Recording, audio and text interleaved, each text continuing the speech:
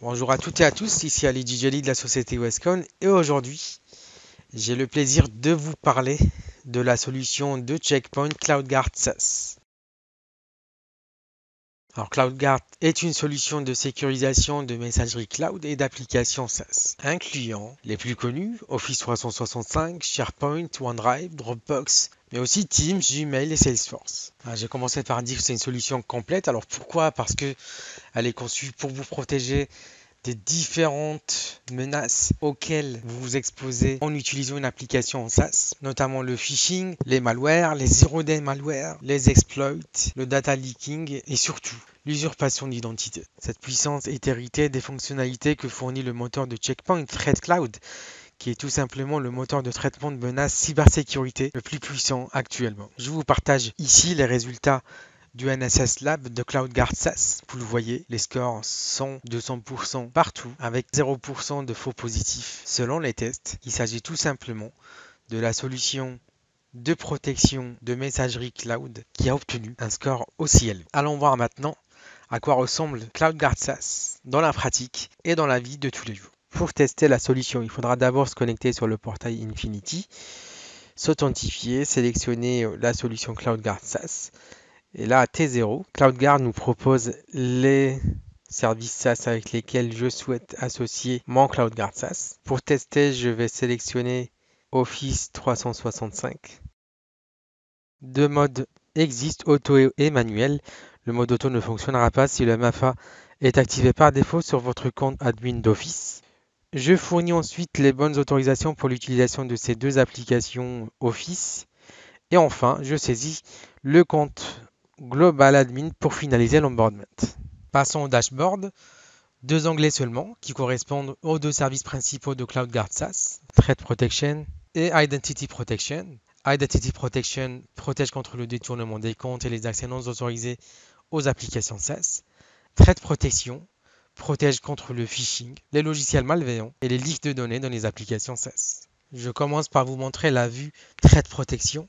D'abord l'overview sur lequel nous avons un résumé de tous les événements qui se passent sur CloudGuard SaaS. Vous voyez ici, à titre d'exemple, une anomalie non remédiée. Je clique dessus pour avoir plus de détails. On peut voir ici qu'il s'agit d'une alerte suite à une détection d'un changement de géolocalisation suspect. Je reviens à l'overview. Donc ici, nous avons un aperçu des événements de sécurité générés. Je peux même filtrer les événements qui m'intéressent, comme ceci. Ici, par exemple, je ne veux faire afficher que les événements phishing. Je décoche tout le reste, et voilà.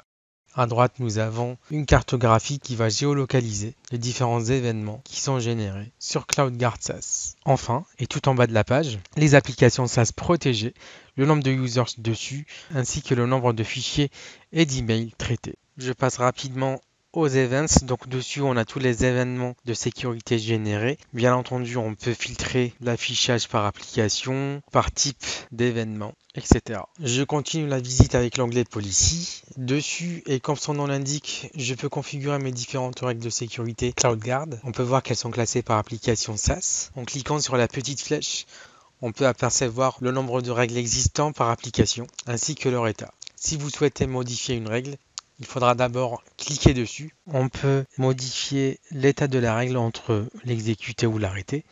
Modifier le nom, bien sûr.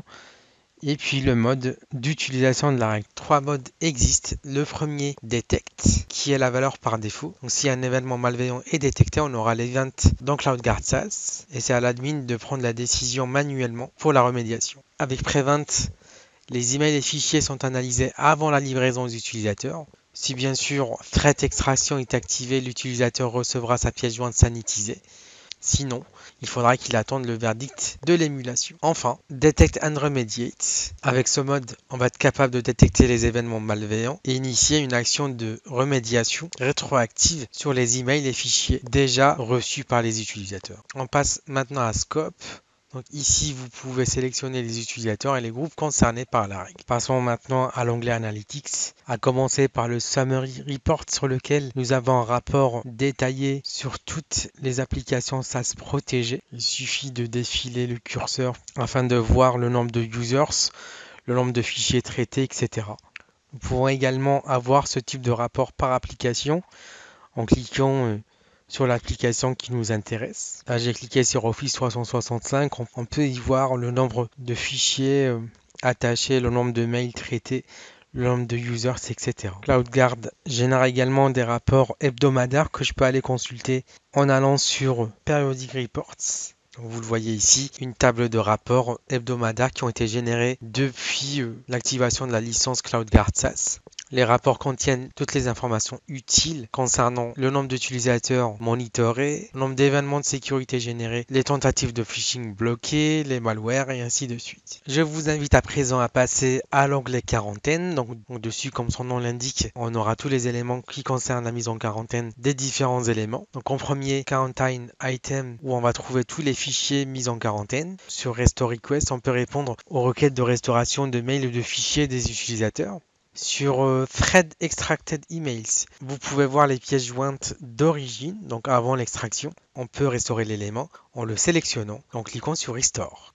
Extracted Restore Requests. Donc ici, on peut voir toutes les demandes des utilisateurs actuellement en attente pour restauration des pièces jointes d'origine. Deux derniers points que je souhaitais vous montrer. Le premier concerne les logs. Alors pour les consulter, il faudra aller sur l'onglet Event. Comme vous pouvez le constater, c'est un petit peu formaté comme sur les logs de la Smart Console. Le deuxième point concerne la possibilité de générer un rapport de check-up.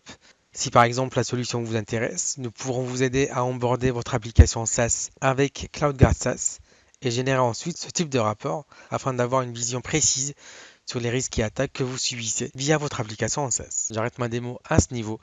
Je pense que vous le constatez autant que moi. CloudGuard SaaS est très simple et facile à utiliser et à administrer. Il vous apporte une protection complète. Tout ça avec des tarifs concurrentiels et très intéressants. Si la solution vous intrigue, vous plaît, voire mieux vous intéresse, n'hésitez pas à nous contacter. Nous vous proposerons de vous aider à monter des POC, à onboarder vos applications SaaS. Nous vous aiderons également à vous former dessus. Merci de m'avoir écouté. À bientôt. Au revoir.